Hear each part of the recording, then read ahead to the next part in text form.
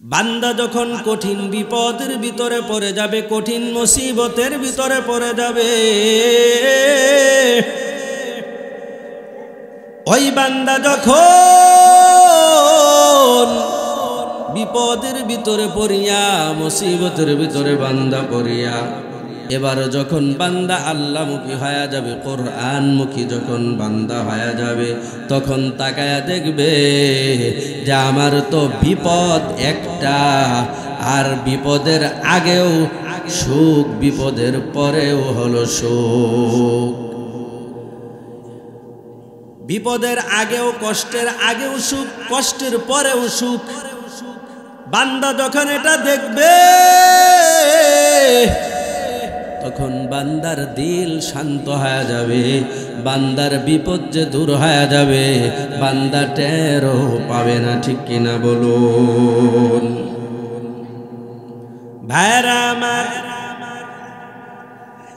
আল্লাহ পাক রব্বুল আলামিন বান্দার ছোট ছোট নেক আমলগুলো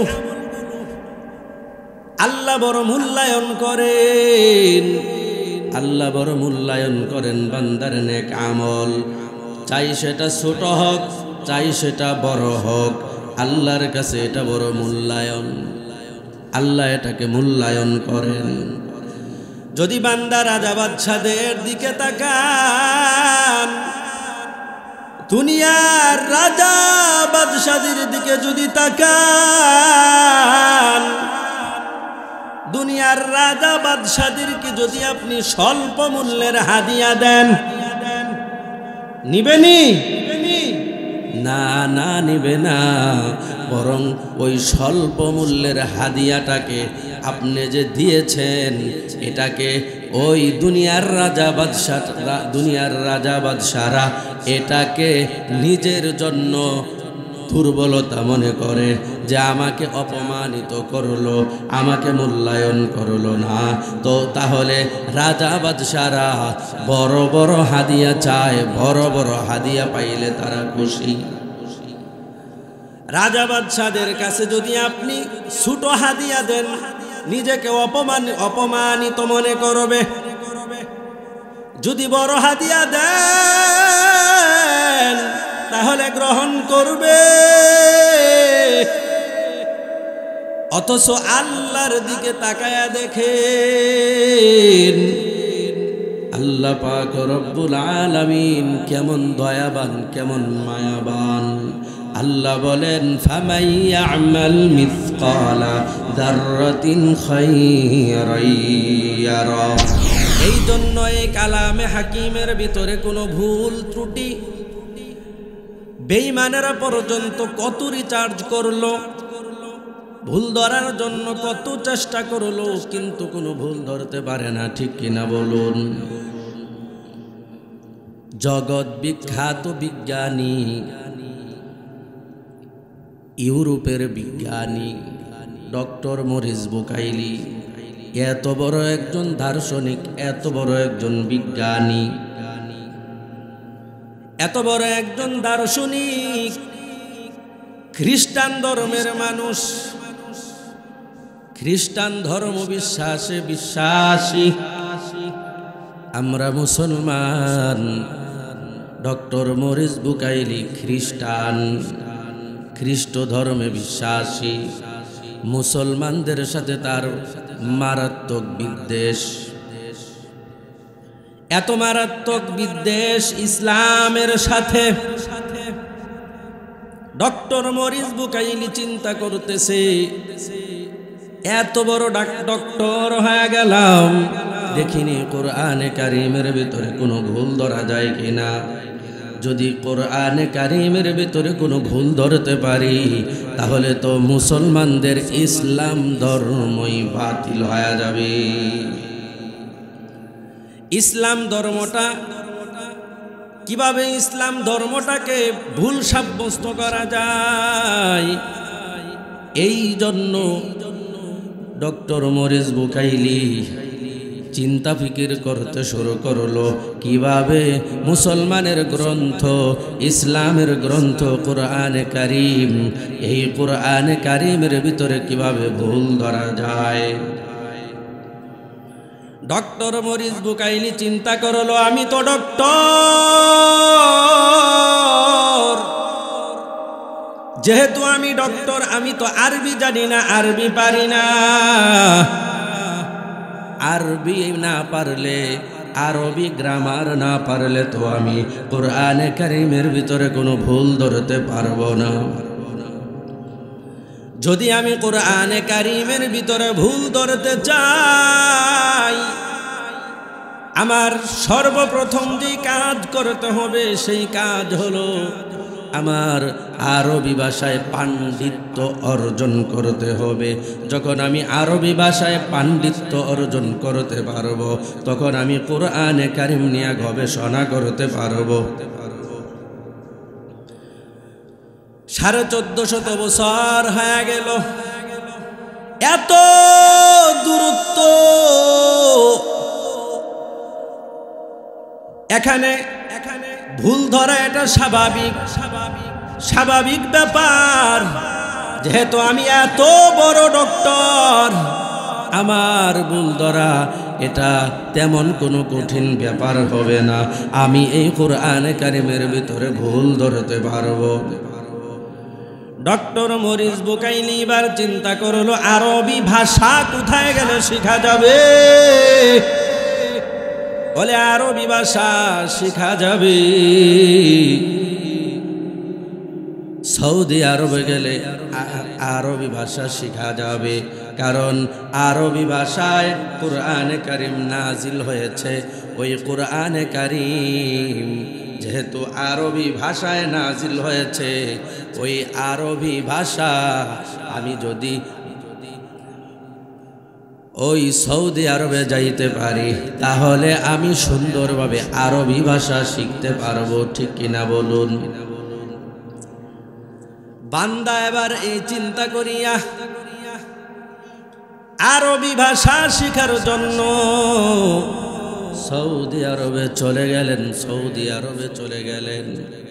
সৌদি আরবে যাওয়ার পর যেহেতু অনেক বড় একজন ডক্টর, সৌদি আরবের সরকারের সাথে কথা বললেন, কিভাবে আমি আরবি ভাষা শিখতে পারবো, আরবি গ্রামার আমি শিখতে পারবো, আমি পাণ্ডিত্য অর্জন করতে পারবো আরবি ভাষায়।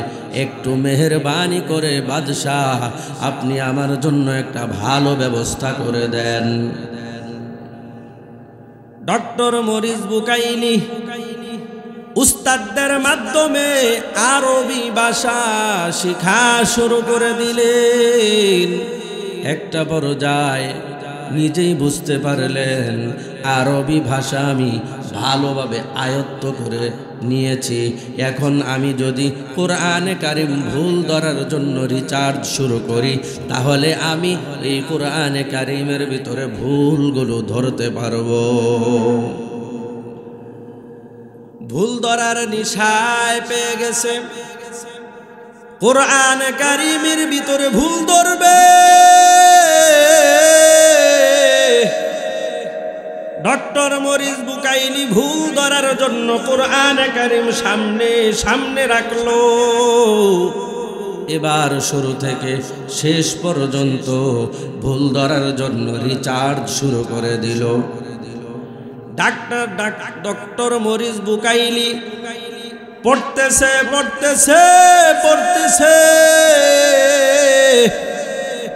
কোরআনে কারীমের শুরু থেকে শেষ পর্যন্ত ভালোভাবে একটা বিশ্লেষণ দিল, ভালোভাবে পড়লো।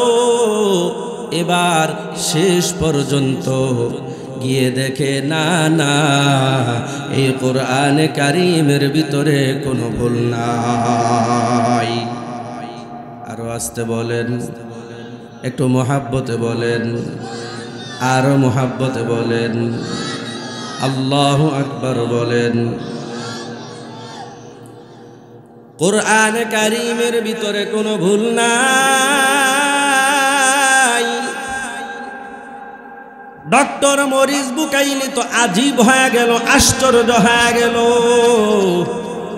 এত কষ্ট করলাম, এত মেহনত করলাম, আর এত মুজাহাদা করলাম, নিজের দেশ ছাড়লাম, বিদেশে আসলাম কোরআনে কারিমের ভিতরে ভুল ধরার জন্য। কই কোরআনে কারিমের ভিতরে তো কোনো ভুল নাই। জাহানের ভিতরে একটা বুদ্ধি আসলো যে কোরআনে কারিম তো 1400 বছর হয়ে গেছে নাজিল হয়েছে। ওই মিশরের জাদুঘরে হযরতে উসমান গনি রাদিয়াল্লাহু তাআলা আনহুর হাতে লেখা একটা পুস্তিকা, একটা নুসখা আছে। হযরতে উসমান গনি রাদিয়াল্লাহু তাআলা আনহুর হাতে লেখা একটা নুসখা ওই মিশরের জাদুঘরে রাখা। ডক্টর মরিস বুকাইলি চিন্তা করলো, এতদিন পরের কোরআনটাকে আমি ওই 1400 বছর আগের কোরআনের সাথে একটু মিলায়া দেখি। এবার নিজের হাতের কোরআনে কারিমটা মিশরের জাদুঘরে নিয়ে যায়। মিশরের জাদুঘরে যাওয়ার পর হযরতে উসমান গনি রাদিয়াল্লাহু তাআলা আনহুর হস্তলিপি যেই নুসখাটা আছে, এবার ওই নুসখাটার সাথে মিলাইতে আরম্ভ করলো। মিলাইলো, একেবারে শুরু থেকে শেষ পর্যন্ত মিলাইলো। শুরু থেকে শেষ পর্যন্ত মিলায়া দেখে শব্দগত কোনো ভুল নাই, অর্থগত কোনো ভুল নাই, অক্ষরিকভাবেও কোনো ভুল নাই, কোনো হরকতেরও ভুল নাই, কোনো জের জবরেরও ভুল নাই। বুঝেন নাই? তাকায়া দেখে না, না কুরআনের ভিতরে না শব্দগত ভুল আছে, না আক্ষরিক ভুল আছে, না হরকতগত ভুল আছে, জের জবরে ভুল আছে। বলে না, না কোরআনে কারিমের ভিতরে কোনো ভুল নাই। এবার ডক্টর মরিস বুকাইলি কুরআনে কারিমের সামনে নিজের ভুলগুলো ধরা পড়া শুরু হয়ে গেল। নিজের ভুলগুলো ধরা পড়ে গেল। এবার যেহেতু নিজের ভুল ধরা পড়ে গেছে যে আমি তো ভুলের ভিতরে আছি, আসলেও কোরআন সত্য, ডক্টর মরিস বুকাইলি আর দেরি করে নাই, সাথে সাথে কালিমা পড়ে মুসলমান হয়ে যায়। লা শিবহা ওয়ালা মিথলা ওয়ালা কুফুয়া লিমাওলা, লা ওয়ালিদা লা উইলদা ওয়ালা আম্মা ওয়া খালা, লা ওয়ালিদা লা উইলদা ওয়ালা আম্মা ওয়া খালা, লা দিদ্দা ওয়ালা নিদ্দা ওয়ালা হাদ্দা লিমাওলা, الآن كما كان ولم يلق زوالا، الآن كما كان ولم يلق زوالا،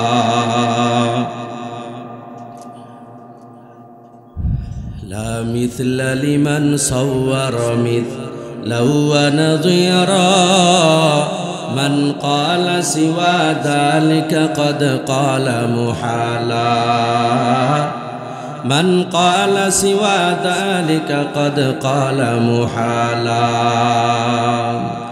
لا قبل ولا بعد ولا وقت زمانا، لا مانع لا حاجب لله تعالى، لا مانع لا حاجب لله تعالى، حي ومريد وسميع وبصير والقادر قيوم هو الله تعالى والقادر قيوم هو الله تعالى ভাইরা আমার হাদিস শরীফের ভিতরে আছে ও বান্দা কুন আলিমান আলেম হও আও মুতাআল্লিমান আলেমের ছাত্র হও আলেম হতে পারলা না বান্দা আলেমের ছাত্র হও আও মুঈনান ছাত্রও হতে পারলা না বান্দা আলেমের সহযোগীকারী হয়ে যাও আলেমকে সাহায্য করো সহযোগিতা করো বান্দা পারো না আও মুহিব্বান আলেমকে কি করো যদি সাহায্য করতে না পারো তাহলে দিল দ্বারা মোহাব্বত করো পারবেন তো ইনশাআল্লাহ আর মোহাব্বতে বলেন পারবেন তো ইনশাআল্লাহ আল্লাহ কবুল করুন ওয়ালা তাকুন খামিসান খবরদার এই চারের বাহিরে যাবে না 5 নম্বরে যাবে না যদি বান্দা 5 নম্বরে যাও তাহলে বান্দা ফাতাহলিক ধ্বংস হয়ে যাবে আল্লাহ আমাদেরকে হেফাজত করুন বলেন আমিন ধারণ করতে পেরেছে তারাই আল্লাহর কাছে বান্দা দামি হয়ে গেছে কেমন দামি কেমন দামি হাফেজ ছাত্রের মাথায় পাগড়ি পরায়া দিলাম এই যে হাফেজ কোরআন বড় নিয়ামত বড় নিয়ামত হযরত আলী রাদিয়াল্লাহু তাআলা আনহু থেকে হাদিস বর্ণিত আল্লাহর রাসূল সাল্লাল্লাহু আলাইহি ওয়াসাল্লাম বলেন তিরমিজি শরীফের হাদিস মান ক্বারাআল কুরআনা ফাস্তাযহারাহু ফাআহাল্লা হালালাহু ওয়া হাররামা হারামা আদখালাহুল্লাহু বিহিল জান্নাহ ওয়া শাফাআহু ফি 'আশরাতিন মিন আহলি বাইতিহি কুল্লুহুম ক্বাদ ওয়াজাবাত লাহুন নার আল্লাহর রাসূল সাল্লাল্লাহু আলাইহি ওয়াসাল্লাম বলেন যেই বান্দা কুরআনে কারীম পড়লো কুরআনে কারীম বুঝলো আবার হালাল হারাম মেনে চললো আল্লাহর রাসূল সাল্লাল্লাহু আলাইহি ওয়াসাল্লাম বলেন ওই বান্দাকে আদখালাহুল্লাহু বিহিল জান্নাহ ওই বান্দাকে আল্লাহ পাক রব্বুল আলামিন জান্নাতে প্রবেশ করাবেন সুবহানাল্লাহ নাই একটু মোহাব্বতে বলেন নারায়ে তাকবীর নারায়ে তাকবীর লিল্লাহে তাকবীর কোরআন সুন্নাহর আলো কোরআন সুন্নাহ যেখানে কোরআন সুন্নাহ যেখানে নারায়ে তাকবীর লিল্লাহে তাকবীর আল্লাহ কবুল করেন বলেন আমিন শুধু তাই নয় বান্দা শুধু তাই নয় হাফেজ কুরআন কেমন দামি কেমন দামি ওয়াশাফাআহু ফি 'আশরাতিন মিন আহলি বাইতিহি কুল্লুহুম ক্বাদ ওয়াজাবাত লাহুন নার আল্লাহর রাসূল সাল্লাল্লাহু আলাইহি ওয়াসাল্লাম বলেন ও বান্দারা এই বান্দা হাফেজ কুরআনকে আল্লাহ পাক রব্বুল আলামিন কেমন একটা পাওয়ার দিয়া দিলেন বিশেষ একটা পাওয়ার এমন একটা পাওয়ার বলে এই বান্দা, এই হাফেজ কোরআন তার আত্মীয় স্বজনের মধ্য থেকে এমন 10 জন ব্যক্তিকে সুপারিশ করিয়া জান্নাতে নিয়ে যাবেন, কুল্লুহুম কদ ওয়াজাবাত লাহুন নার, যাদের জন্য জাহান্নাম ওয়াজিব হয়ে গেছে। একটু মহাব্বতে বলেন, আরো মহাব্বতে বলেন। মুনাজাত দিয়া দে, আপনাদের তো কষ্ট হচ্ছে মনে হয়, অনেকক্ষণ কষ্ট করছেন। চলেন মুনাজাত হয়ে যাক না, আরেকটু আগাবো। আল্লাহ কবুল করেন, বলেন আমিন।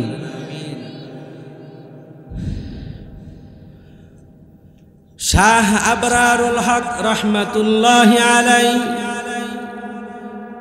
এত বড় একজন মুরব্বী আলেম, হযরত মাওলানা শাহ আবরারুল হক রহমাতুল্লাহি আলাইহি এত বড় একজন আল্লাহওয়ালা মুরব্বী আলেম ছিলেন। আল্লাহ পাক রব্বুল আলামিন তার কবরটাকে জান্নাতের উঁচু মাকাম বানায়া দেন, বলেন আমিন। উঁচু মাকাম দান করেন, বলেন আমিন। মান ক্বরাআল কুরআনা ফাস্তাযহা, মান ক্বরাআল কুরআন فاستظهره فأحل حلاله وحرم حرامه أدخله الله به الجنة وشفعه في 10 من أهل بيته كلهم قد وجبت له النار। এই হাদিসটা হযরত আবরারুল হক রহমাতুল্লাহি আলাইহি তিনি যখন বলতেন, বলার পরে তিনি বলতেন, যেই বান্দা কুরআনে কারীম পড়লো, কুরআনে কারীম বুঝলো, সেই অনুযায়ী আমল করলো, ওই বান্দা 11টা জান্নাতের ভিসা পেয়ে গেল। একটা তার নিজের, একটা নিজের জন্য, আর 10টা তার আত্মীয় স্বজন, তার পরিবারের জন্য।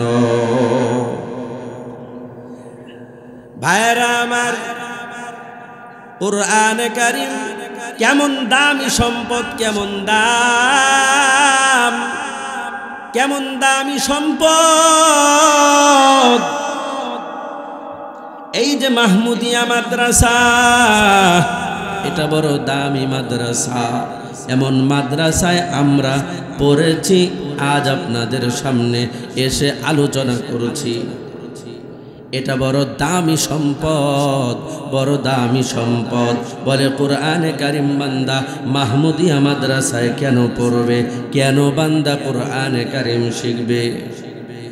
হাকিমুল উম্মত মুজাদ্দিদুল মিল্লাত শাহ আশরাফ আলী থানভী রহমাতুল্লাহি আলাইহি বলেন, যেই বান্দা সহি শুদ্ধভাবে কুরআনে কারীম শিখবে, কুরআনে কারীম শিখার পরে এবার শিখার পরে মানুষকে শিখাবে। যারা কুরআনে কারীম শিখেছে তাদেরকে সম্মান করবে। 1 নম্বরে বলেছেন নিজে শিখবে, 2 নম্বরে অন্যকে শিখাইবে, 3 নম্বরে যারা শিখেছে তাদেরকে সম্মান করবে। এই 3টা কথা মনে রাখবেন। থানভী রহমাতুল্লাহি আলাইহি এত বড় মানুষ, এত বড় মানুষ, মুরব্বীদের কথার ভিতরে কুরআন সুন্নাহর সারমর্ম পাওয়া যায়।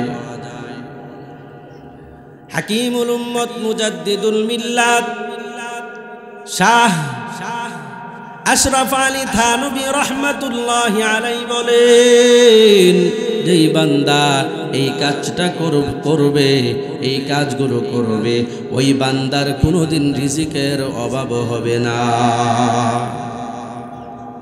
পারবো না ইনশাআল্লাহ? নিজে শিখবো, অন্যকে শিখাবো, যারা শিখেছে তাদেরকে সম্মান করব।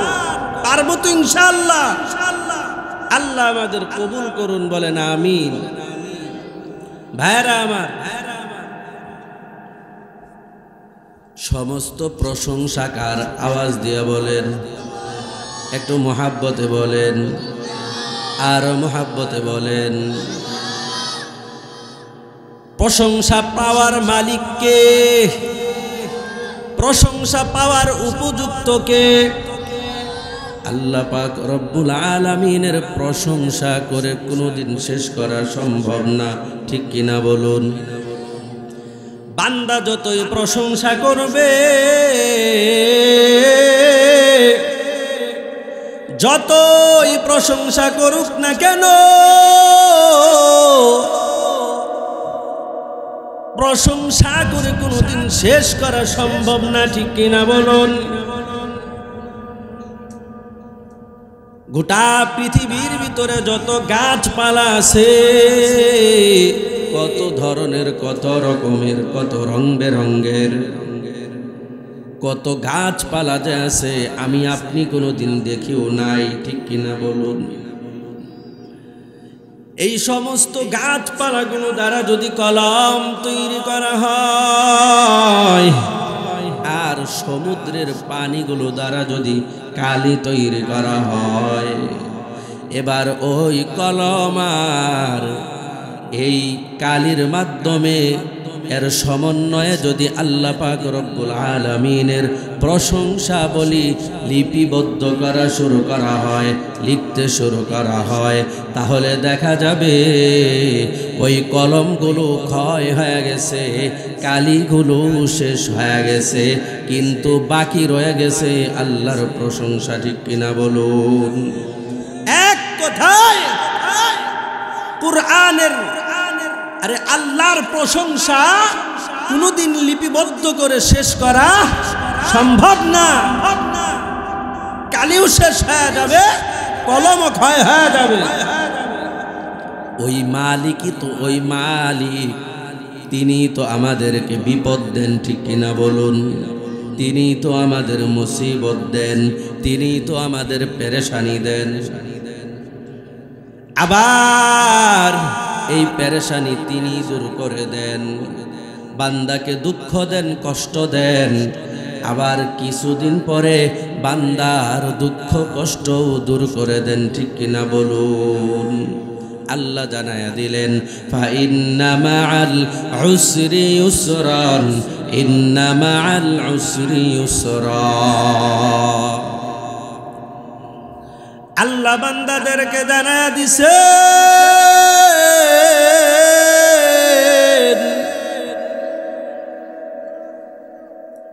হে পাহাড়পুরের মুসলমান, আপনারা বড় ভাগ্যবান। এই এলাকার ভিতরে একটা মাদ্রাসা, এটা বড় দামি সম্পদ, বড় দামি সম্পদ।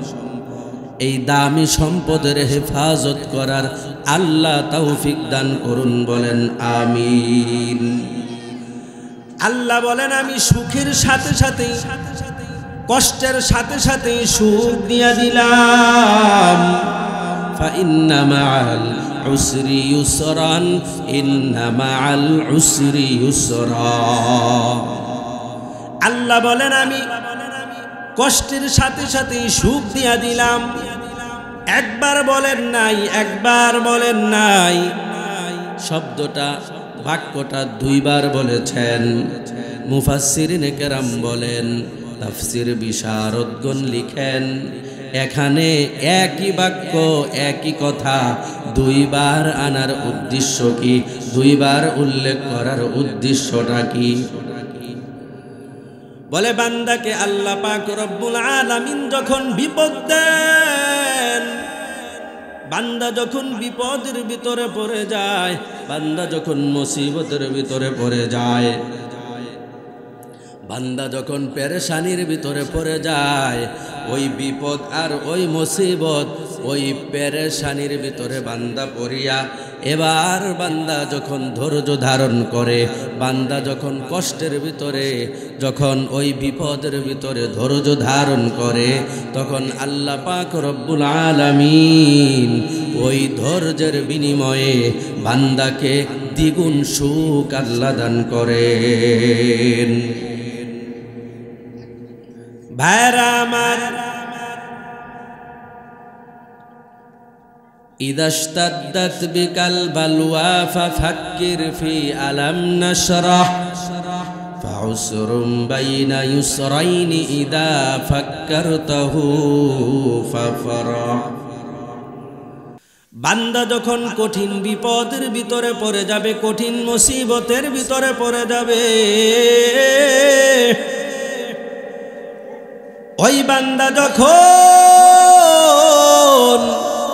বিপদের ভিতরে পড়িয়া, মুসিবতের ভিতরে বান্দা পড়িয়া, এবার যখন বান্দা আল্লাহমুখী হয়ে যাবে, কোরআনমুখী যখন বান্দা হয়ে যাবে, তখন তাকায়া দেখবে যে আমার তো বিপদ একটা, আর বিপদের আগেও সুখ, বিপদের পরেও হলো সুখ। বিপদের আগেও, কষ্টের আগেও সুখ, কষ্টের পরেও সুখ। বান্দা যখন এটা দেখবে, তখন বান্দার দিল শান্ত হয়ে যাবে, বান্দার বিপদ যে দূর হয়ে যাবে, বান্দা টেরও পাবে না। ঠিক কিনা বলুন ভাইরা আমার? আল্লাহ পাক রব্বুল আলামিন বান্দার ছোট ছোট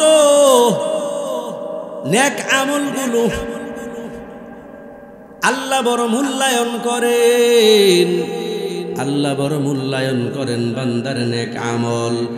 চাই সেটা ছোট হোক, চাই সেটা বড় হোক, আল্লাহর কাছে এটা বড় মূল্যায়ন। আল্লাহ এটাকে মূল্যায়ন করেন।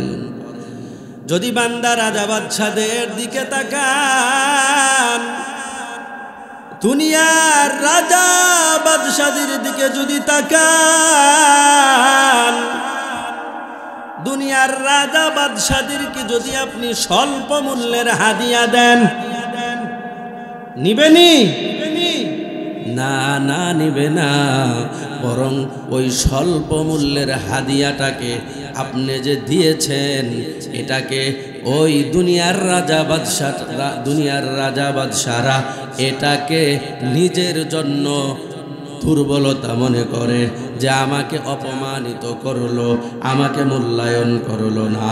তো তাহলে রাজা বাদশারা বড় বড় হাদিয়া চায়, বড় বড় হাদিয়া পাইলে তারা খুশি। রাজা বাদশাদের কাছে যদি আপনি ছোট হাদিয়া দেন, নিজেকে অপমানিত মনে করবে। যদি বড় হাদিয়া দেন, তাহলে গ্রহণ করবে। অথচ আল্লাহর দিকে তাকায়া দেখেন, আল্লাহ পাক রব্বুল আলামিন কেমন দয়াবান, কেমন মায়াবান। আল্লাহ বলেন, ফামান ইয়া'মাল মিসকালা যাররাতিন খায়রান ইয়ারা। যেই বান্দা যাররা পরিমাণ নেক আমল করবে, কিয়ামতের ময়দানে বান্দা ওই আমলটাই দেখতে পাবে। শুধু তাই নয়, বান্দা যে নেক আমল করেছে, ওই ছোট ক্ষুদ্র সামান্য নেক আমলটা বান্দা যে দুনিয়াতে করেছে, এর প্রতিদানও বান্দা পেয়ে যাবে। বলে কেন কেন কেন? আল্লাহ একটা বান্দাদেরকে নিয়ম জানায়া দিয়েছেন, আন্নী লা উযীউ আমালা আমিলিন মিনকুম মিন যাকারিন আও উনসা। আল্লাহ বান্দাদেরকে জানায়া দিছেন। বলে কি জানায়া দিলেন? আল্লাহ জানায়া দিছেন, ও বান্দারা, ও দুনিয়ার পুরুষেরা, দুনিয়ার নারীরা, ভালো করে শুনে নাও। আমি আল্লাহ পাক রব্বুল আলামিন কোনো পুরুষের কোনো নারী যেই হও না কেন, আমি আল্লাহ পাক রব্বুল আলামিন কোনো বান্দা বান্দির কোনো আমল নষ্ট করি না। আল্লাহু আকবার বলেন, একটু মহাব্বতে বলেন। অথচ দুনিয়ার ভাই, দুনিয়ার বোন, দুনিয়ার মা বাপ স্বার্থের টানে পড়িয়া সন্তানের হক নষ্ট করে ফেলে। আবার সন্তানও কি করে? মার হক নষ্ট করে, বাবার হক নষ্ট করে, ভাই বোনের হক নষ্ট করে, বোন ভাইয়ের হক নষ্ট করে। ঠিক কিনা বলুন? একজন আরেকজনের ক্ষতি চাই, অথচ আল্লাহ পাক রব্বুল আলামিন এমন না যে বান্দার আমল নষ্ট করে দিবেন, বান্দার আমল নষ্ট করে দিবেন।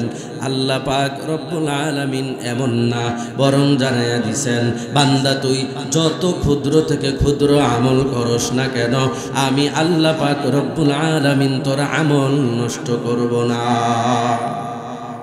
একটা উদাহরণ শুনুন।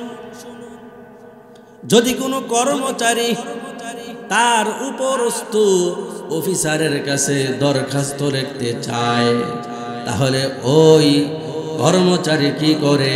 প্রথমবার একটা দরখাস্ত লিপিবদ্ধ করে, লিখে টাইপ করে। এবার দরখাস্তটা লেখার পর তাকায় দেখে দরখাস্তের ভিতরে কোনো ভুল আছে কিনা। দেখে হ্যাঁ ভুল আছে, শব্দগত ভুল আছে, বাদ দিয়া দাও। আবার দরখাস্ত লিখে আবার টাইপ করা শুরু করে। টাইপ করা শেষ, লেখা শেষ, তাকায়া দেখে প্যারাগ্রাফের ভিতরে সমস্যা, চলবে না, ছিঁড়ে ফেলা। আবার লেখো, আবার লেখা শুরু করে দিল। দ্বিতীয়বার লেখার পরে দেখে আরেকটা ভুল চোখের ভিতরে ধরা পড়লো, বলে এটাও চলবে না, আরো একটা লিখো। চূড়ান্ত পর্যায়ে এবার ফাইনাল কপি লিপিবদ্ধ করলো। ফাইনাল কপি যখন লিখলো, এবার সরাসরি প্রধান অফিসারের কাছে আগেই নেওয়া যায় না, বরং কি করে? সহকারী অফিসারদের কাছে গিয়া এরপরে কি করে? সুপারিশ নিয়ে আসে, সর্বশেষ প্রধান অফিসারের কাছে যায়। ঠিক কিনা বলুন? এরপরে বান্দার দরখাস্ত মঞ্জুর হয়। এবার বান্দা যদি কি করে? একটা প্রশ্নের জবাব দেন। এই কর্মচারী যদি প্রথমবার লেখার পর ওই ভুল ত্রুটি সহ যদি ওই দরখাস্তটা প্রধান অফিসারের কাছে নেওয়া যাইত, নিয়া যদি বলতো, স্যার আমার এই দরখাস্তের ভিতরে যে সমস্ত ভুল ত্রুটি হয়েছে, ওই ভুল ত্রুটিগুলো আপনি ঠিক করে দেন, আর দস্তখত করে দেন, দিতনি? না না, ভুল সহকারে দরখাস্ত মঞ্জুর পাবে না। ঠিক কিনা বলুন? আল্লাহ পাক রব্বুল আলামিনের ব্যাপারেও বিষয়টা এমন হওয়ার দরকার ছিল যে, হে বান্দা,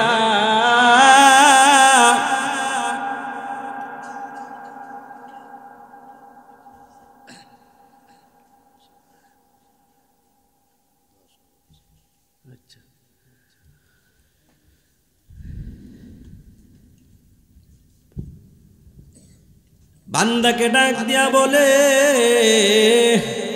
যদি বলতো, হে বান্দা, তুমি যে ইবাদত করবা, ওই ইবাদত নির্ভুল হতে হবে, ইবাদতের ভিতরে কোনো ভেজাল থাকতে পারবে না, ইবাদতের ভিতরে কোনো ভুল ত্রুটি থাকতে পারবে না।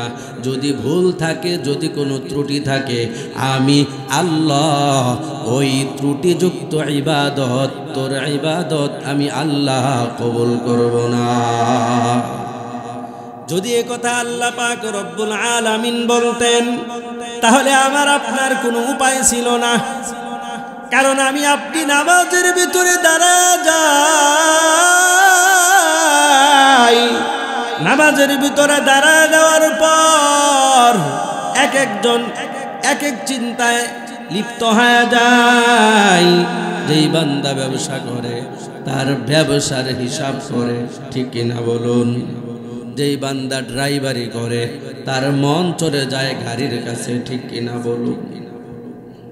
ভাইরা আমার, আল্লাহ পাক রব্বুল আলামিন এমনটা করেন নাই, বরং আল্লাহ পাক রব্বুল আলামিন বান্দার জন্য কেমন সহজ করে দিয়েছেন, কেমন সহজ।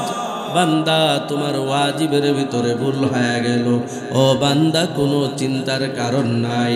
ও বান্দা, সর্বপ্রথম তোমার কাজ হলো নামাজের ভিতরে তুমি দাঁড়িয়েছ, এবার তোমার মনোযোগ যদি ভিন্ন জায়গায় চলে যায়, বান্দা তুমি তৎক্ষণাৎ কি করবে?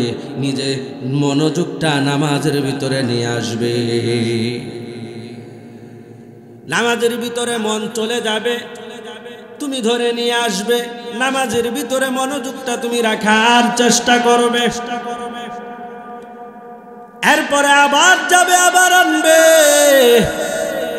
বান্দা ভুল ক্রমে যদি তোমার ওয়াজিব ছুটে যায়, ওয়াজিবের সমস্যা হয়, বান্দা যদি তুমি সিজদায় সাহু আদায় করে দাও, তাহলে বান্দা তোমার নামাজ আদায় হয়ে যাবে। চতুর্দিকে গাছপালা, শুধু অন্ধকার আর অন্ধকার, কারণ চন্দ্রের আলো জমিনে না আসার কারণে রাতের বেলা অন্ধকার হয়ে যায়। আশপাশে যদি গাছপালা থাকে তাহলে অন্ধকারাচ্ছন্নতা এটা আরো বেশি প্রকাশ পায়, ঠিক কিনা বলুন? বান্দা এবার তাকায়া দেখে চতুর্দিকে গাছপালা, এত অন্ধকার, যে অন্ধকারের ভিতরে বান্দা এশার নামাজ আদায় করবে। এশার নামাজের সময় হয়ে গেছে, শেষ পর্যায়ে নামাজ আদায় করতে হবে। এবার কিভাবে নামাজ আদায় করবে, কোন দিকে কেবলা বান্দা নির্ধারণ করতে পারছে না, কি করবে? শরীয়ত কি বলে? শরীয়ত বলে, ও বান্দা তুমি চিন্তা করো, ফিকির করো কোন দিকে কেবলা হতে পারে। এভাবে তুমি চিন্তা করতে করতে, ফিকির করতে করতে তোমার মন যেই দিকে সায় দিবে ওই দিকেই তুমি কেবলা বলে মন যেই দিকে সায় দিবে ওই দিকেই বান্দা তুমি নামাজ আদায় করা শুরু করো। ওই দিকে ফিরেই তুমি বান্দা নামাজে দাঁড়ায়া যাও। এবার বান্দা কি করলো? নামাজের ভিতরে দাঁড়ায়া গেছে। নামাজের ভিতরে দাঁড়ানোর পর এবার বান্দা 2 রাকাত নামাজ আদায় করে ফেলেছে। 2 রাকাত নামাজ আদায় করার পর তাকায়া দেখে মেঘের যে আবরণ ছিল ওই আবরণ দূরীভূত হয়ে গেছে, যার কারণে যেই প্রতিবন্ধকতা সৃষ্টি করেছিল মেঘ সরে যাওয়ার কারণে, মেঘের আড়াল দূর হয়ে যাওয়ার কারণে এবার চন্দ্রের আলো জমিনে পড়তে লাগলো। জমিন আলোকিত হয়ে গেছে। বান্দা তাকায়া দেখে কেবলার দিকে ফিরে বান্দা নামাজ আদায় করে নাই, বরং 2 রাকাত নামাজ আদায় করেছে কেবলার বিপরীত দিকে ফিরে। এবার শরীয়ত কি বলে? বান্দা তোমার নামাজ শেষ। বলে না, না শেষ না। বান্দা তুমি কি করো? যখন তুমি দেখতে পাইলা তুমি কেবলার দিকে নাই, সাথে সাথে তুমি ঘুরে যাও, তুমি কেবলামুখী হয়ে যাও। বাকি 2 রাকাত নামাজ তুমি আদায় করিয়া সালাম ফিরাইয়া দাও। আল্লাহ পাক রব্বুল আলামিন তোমার নামাজ কবুল করে নিবেন। একটু মহাব্বতে বলেন, আরো মহাব্বতে বলেন। ভাইরা আমার, এটা হলো আল্লাহর পক্ষ থেকে ইবাদতগত মূল্যায়ন। আল্লাহ বান্দাকে এত মূল্যায়ন করেন, এত মূল্যায়ন, বান্দাকে বড় মূল্যায়ন করেন। বান্দা যখন ইখলাসের সাথে কাজ করে, ওই বান্দার আমলগুলো আল্লাহ পাক রব্বুল আলামিনের কাছে বড় দামি হয়ে যায়। ঠিক কিনা বলুন? হযরত আইয়ুব আলাইহিস সালাতু ওয়াস সালাম এত বড় একজন নবী, এত বড় একজন নবী হওয়ার পরেও হযরত আইয়ুব আলাইহিস সালাতু ওয়াস সালামের জীবনের অধিকাংশ সময় ইবাদতের ভিতরে কেটেছে। শয়তান তো সব জায়গার ভিতরে পেঁচ লাগায়া দেয়। আল্লাহ পাক রব্বুল আলামিনকে ডাক দিয়া বলেন, আয় আল্লাহ, হযরত আইয়ুবকে আপনি এত সম্পদ দিলেন, আইয়ুবকে এত সুন্দর ঘর বাড়ি দিলেন, আইয়ুবকে স্ত্রী দিলেন, আইয়ুবকে সন্তান দিলেন, আইয়ুবকে বাগ বাগিচা দান করলেন। আইয়ুব নবী ইবাদত করবে না তো ইবাদত কে করবে? ইবাদত কে করবে? কে করবে? আল্লাহ পাক রব্বুল আলামিন জানায়া দিলেন, আমি আমার বান্দা আইয়ুবকে পরীক্ষা করব। পরীক্ষা শুরু হয়ে গেল। এবার পরীক্ষা শুরু। হযরত আইয়ুব আলাইহিস সালাতু ওয়াস সালামের ঘরের ভিতরে আগুন ধরে গেল। আগুন ধরে দেওয়ার পর ছাদ ধসে পড়ে যায়, ছাদের নিচে পড়ে। স্ত্রীও দুনিয়া থেকে বিদায় হয়ে যায়, সন্তানও দুনিয়া থেকে বিদায় হয়ে যায়। ওই বাগ বাগিচাগুলো, এত সুন্দর বাগ বাগিচাগুলো পানি বেগরে নষ্ট হয়ে গেল, পানি বেগরে নষ্ট হয়ে যায়। এদিক দিয়ে হযরতে আইয়ুব আলাইহিস সালাতু ওয়াস সালাম অসুস্থ হয়ে গেলেন। দীর্ঘদিন যাবত অসুস্থ। কালামে হাকিমের ভিতরে আল্লাহ পাক রব্বুল আলামিন এই আলোচনা লিপিবদ্ধ করে দিয়েছেন। হযরত আইয়ুব আলাইহিস সালাতু ওয়াস সালাম দীর্ঘদিন অসুস্থ। দীর্ঘদিন অসুস্থ থাকার পরে জবান দিয়া আল্লাহর নামের জিকির সব সময় আসতো।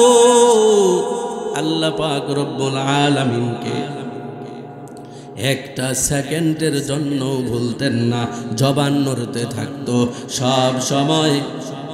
জবানের দ্বারা জিকির জিকির করতে থাকতো, জবানটা ঠোঁটটা সব সময় নড়তে থাকতো। হযরত আইয়ুব আলাইহিস সালাতু ওয়াস সালামের ঠোঁট নাড়াচাড়া দেখিয়া কোন এক ব্যক্তি চিন্তা করতেছে, কেন আইয়ুবের ঠোঁটটা নাড়াচাড়া করে, কেন আইয়ুবের ঠোঁটটা নাড়াচাড়া করে, কি বলে একটু শোনার দরকার। কত ধরনের মানুষ থাকে, ঠিক কিনা বলুন? কষ্টের ভিতরে পড়িয়া আইয়ুব আলাইহিস সালাতু ওয়াস সালাম কি বলেন সেটা শুনতে চায়। এবার শোনার জন্য হযরত আইয়ুব আলাইহিস সালাতু ওয়াস সালামের ঠোঁটের সাথে ওই ব্যক্তির কান লাগিয়ে দেয়। এবার যখন কানটা লাগায়া দিছে, কানটা লাগানোর পরে শুনতে পায় হযরত আইয়ুব আলাইহিস সালাতু ওয়াস সালাম বলছেন, আল্লাহ পাক রব্বুল আলামিনের কাছে দিল লাগায়া দিছেন। আল্লাহ পাক রব্বুল আলামিনকে বলতেছেন, আয় আল্লাহ, আমি আইয়ুব আপনার উপর সন্তুষ্ট। আপনি আমাকে দীর্ঘদিন যাবত অসুস্থ বানায়া ফেলে রেখেছেন। আমি আইয়ুব আপনার উপর সন্তুষ্ট। আমি বেজার না, আমি রাগ না, আমি অসন্তুষ্ট না, তবে আমি আপনার কাছে একটা আবদার করতে চাই, একটা আবদার। বলে আবদার হলো আমার এই জবানটা জীবনের শেষ পর্যন্ত আপনি সুস্থ রাখবেন, যাতে করে এই জবানের মাধ্যমে আমি আপনার নামের জিকির করতে পারি।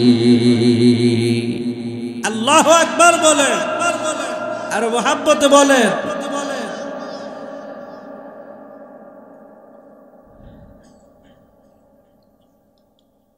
হযরত আইয়ুব আলাইহিস সালাতু ওয়াস সালাম জবান দ্বারা আল্লাহর জিকির করেন, একটা সময়ের জন্য কোনো সময় আল্লাহকে ভুলেন না। যখন পরীক্ষা নেওয়া শেষ হয়ে গেল, আল্লাহ পাক রব্বুল আলামিন দুইটা কাজ করলেন। কয়টা কাজ করলেন? দুইটা কাজ করলেন।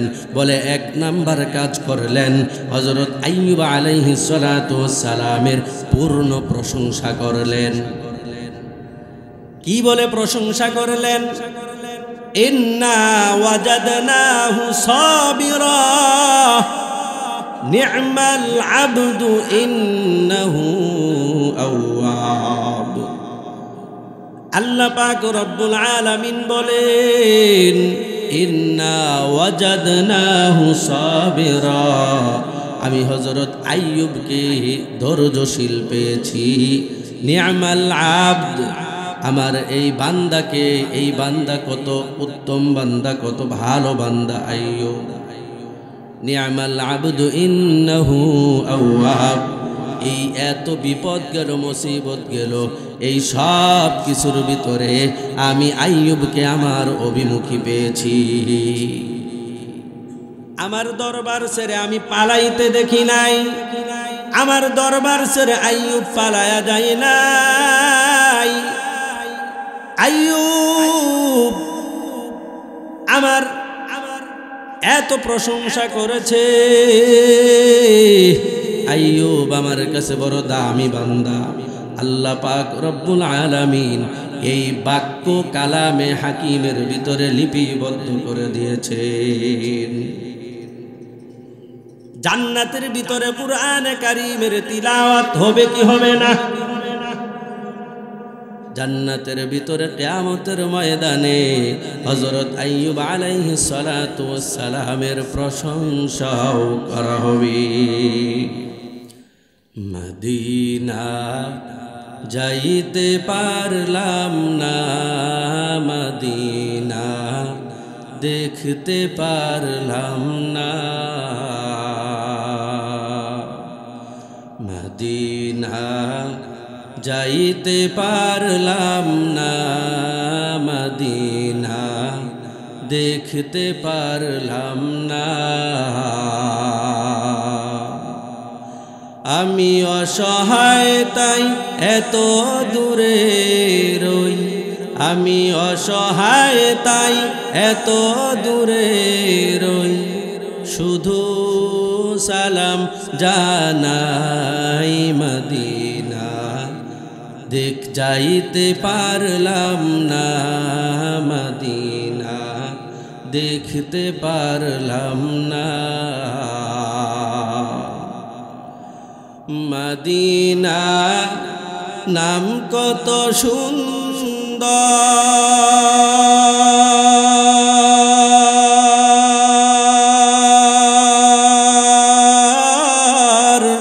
মদিনা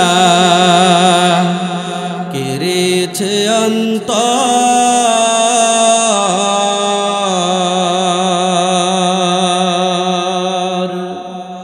মদিনা নাম কত সুন্দর,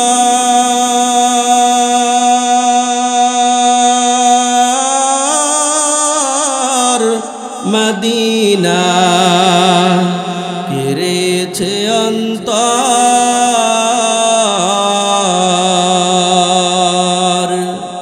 সেই মদিনার পথের ধুলি আমি, সেই মদিনার পথের ধুলি আমি মাখতে পারলাম না মদিনা যাইতে পারলাম না মদিনা দেখতে পারলাম না মদিনা নাম কত সুন্দর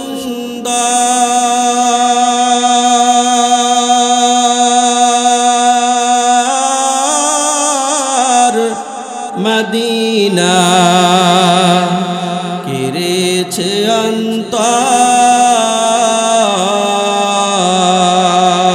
অন্তর মদিনা নাম কত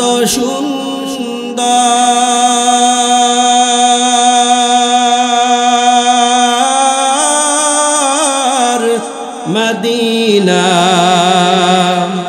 কেড়েছে